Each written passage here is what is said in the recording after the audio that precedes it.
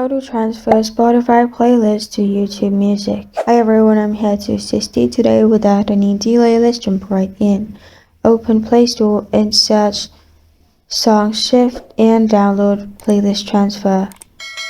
After you've installed the app, open the app. You'll find this kind of screen pop up. Now, simply connect Spotify Plus by clicking on Connect. After you press on connect, it will load for some time and it will take you to this page. Here, scroll down and click on agree. Now Spotify has been created. Tap to transfer a playlist. Click on it. Now click on I want to transfer a playlist from. I'm gonna click on Spotify.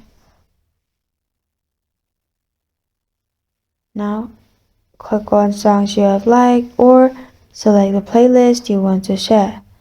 Click on transfer at the bottom. Click on YouTube. After that, select your YouTube account's Google account. Press on continue. After that, it will take some time to transfer. After you do that, you can simply go check your YouTube Music and it will be shared.